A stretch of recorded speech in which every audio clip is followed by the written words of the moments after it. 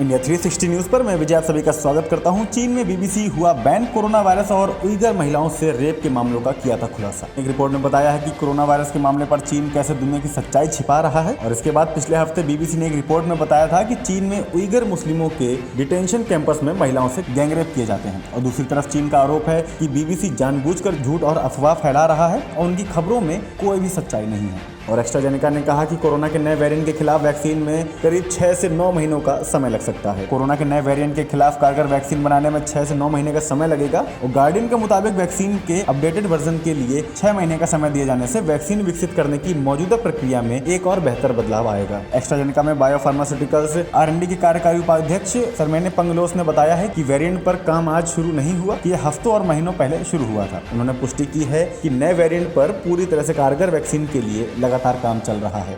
और रेलवे ने अपना पहला वातानुकूलित 3 tier economy class coach launch किया है। कपूरथला में रेल कोच फैक्ट्री में निर्मित कोच में करीब 83 बर्थ, ट्रांसफर साइड में स्नैक टेबल की सुविधा और हर बर्थ के लिए बोतल होल्डर और चार्जिंग सॉकेट जैसी सुविधाएं दी गई हैं। वहीं कोच में पढ़ने के लिए हर सीट पर अलग अलग लाइट और फायर अलार्म सिस्टम भी है।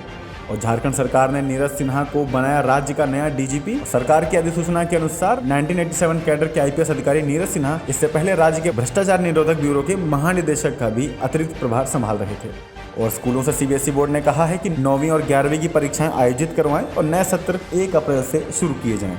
डोमिनिका में भारत निर्मित वैक्सीन पहुंचने पर वीडियो शेयर करते हुए आनंद महिंद्रा ने कहा कि मैं इससे इनकार नहीं कर सकता कि इसे देखकर मेरे रोंगटे खड़े हो गए थे। और साथ ही साथ उन्होंने यह भी कहा कि दुनिया में भारत के मिशन को दिखाने का यह सही तरीका है। हमें गौरवान्वित करने के लिए सरकार और वैक्सीन निर्माताओं का बहुत बहुत शुक्रिया। और भारत द्वारा भेजी गई कोविड-19 वैक्सीन की खेप रविवार को पहुंचेगी मैक्सिको में भारतीय दूतावास ने ट्वीट किया कि कोविड-19 के खिलाफ लड़ाई में मैक्सिको की मदद के लिए 5 लाख डोज रविवार को पहुंचाई जाएंगी। और भारत द्वारा भेजी गई वैक्सीन बुधवार को डोमिनिका व बारबाडोस पहुंच गई। WHO ने कहा है कि भारत में कोविड-19 के मामले लगातार घट रहे हैं और सरकार को गर्व होना चाहिए। उन्होंने कहा कि जनसंख्या के घनत्व को देखते हुए यह ऐसी चीज है जिस पर भारत सरकार को गर्व होना चाहिए।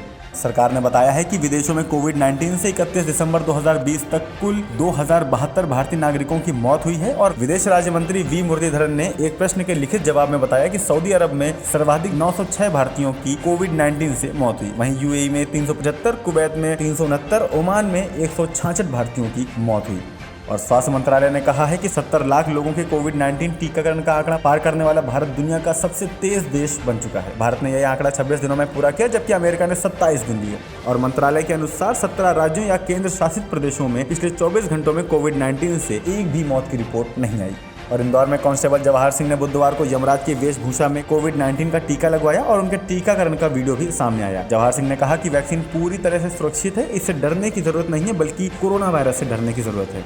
और सरकार ने गुरुवार को उस फर्जी वेबसाइट को लेकर लोगों को आगाह किया है जो दिखने पर केंद्रीय स्वास्थ्य एवं परिवार कल्याण मंत्रालय की वेबसाइट की तरह लग रही है। इस फर्जी वेबसाइट में 4000 से 6000 में कोविड-19 वैक्सीन दिए जाने का दावा किया जा रहा था। उत्तराखंड के चमोली में ऋषिगंगा नदी के जलस्तर में वृद्धि के बाद अस्थायी तौर पर रोके गए बचाव अभियान को दोबारा से शुरू किया गया है। चमोली पुलिस ने ट्वीट किया कि नदी का जलस्तर बढ़ने के बावजूद बचाव कार्य लगातार जारी है। और गौरतलब है कि उत्तराखंड की बाढ़ के कारण अब तक करीब 169 लोग लापता हो चुके हैं।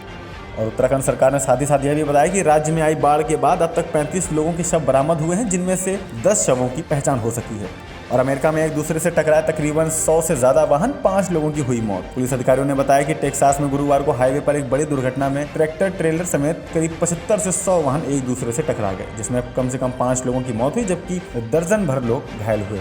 और 13 फरवरी से 21 मार्च तक पर्यटकों के लिए खुलेगा मुगल गार्डन और इसके लिए ऑनलाइन बुकिंग उन्हें करवानी होगी। और गौरतलब है कि हर साल फरवरी से मार्च के बीच उद्यानोत्सव के दौरान मुगल गार्डन को आम जनता के लिए खोला जाता है। पीयूष गोयल ने कहा है कि 500 करोड़ की लागत से होगा नई दिल्ली रेलवे स्टेशन का पुनर्विकास। रेल मंत्रालय के मुताबिक स्टेशन पर सुविधाजनक प्रवेश व निकास, यात्रियों के आगमन व प्रस्थान की अलग व्यवस्था की जाएगी।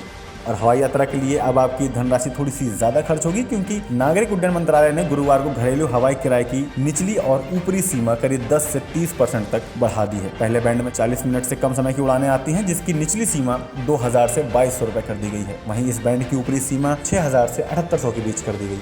और बीसीसीआई ने आईपीएल 2021 की नीलामी की अंतिम सूची जारी कर दी है, जिसके अनुसार कुल 292 खिलाड़ी 18 फरवरी को नीलामी प्रक्रिया से गुजरेंगे। शुरुआत में करीब 1114 खिलाड़ियों ने नीलामी के लिए रजिस्ट्रेशन कराया। फ्रेंचाइजीज द्वारा अपनी सूची जमा कराने के बाद अंतिम सूची बनी है, जिसमें कुल 164 भारतीय खिलाड़ी नीलामी के लिए उपलब्ध होंगे।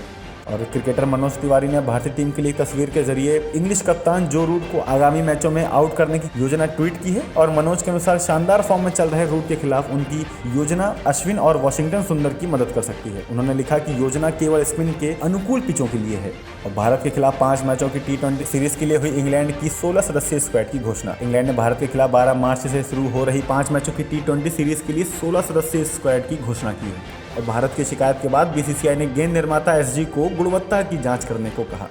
और इसी के साथ में अर्जुन कपूर ने अपनी अपकमिंग फिल्म एक विलेन रिटर्न का ऐलान किया है। साथ ही पुष्टि यह भी की है कि फिल्म अगले साल 11 फरवरी को सिनेमाघरों में लॉन्च होगी। मोहित सूरी के निर्देशन में बनाई जा रही फिल्म 2014 में आई एक विलेन का सीक्वल है, जिसमें सिद्धार्थ मल्होत्रा, श्रद्धा कपूर और रितेश देशमुख अहम भूमिका में दिखाई दिए थे। और इसी के साथ में सिद्धार्थ मल्होत्रा और रश्मिका मंदाना ने अपकमिंग फिल्म मिशन मजनू की शूटिंग शुरू कर दी है। सिद्धार्थ ने रश्मिका के साथ वाली एक फोटो भी सोशल मीडिया पर शेयर की है और साथ ही साथ उस पर यह लिखा कि मिशन मजनू डे 1। फोटो में दोनों को हाथों में फिल्म के स्क्रिप्ट थामे देखा जा सकता है। और यह फिल्म 70 के दशक में भारत द्वारा पाकिस्तान में चलाए गए असल मिशन पर आधारित बताई जा रही है।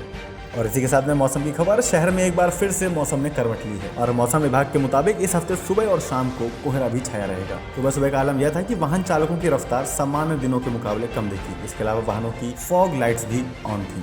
और लंबे अरसे बाद लगातार दूसरे दिन भी कोहरे और धुंध ने शहर को अपनी आगोश में लिया। जम्मू में सुबह एक बार फिर धुंध और कोहरा छाए रहने के बाद धूप कुछ देर से निकली। हालांकि अगले दिन धूप खिली रहने की संभावना है। वहीं कश्मीर में भी धूप हल्की फुल्की दिखाई दे रही है। मौसम विभाग केंद्र के अनुसार श्रीनगर से मिली जानकारी अभी 20 फरवरी तक मौसम शुष्क रहेगा। तापमान में बढ़ोतरी भी हो सकती है। आगे की अपडेट के लिए देखते रहिए इंडिया 360 न्यूज, खबर दिन भर की।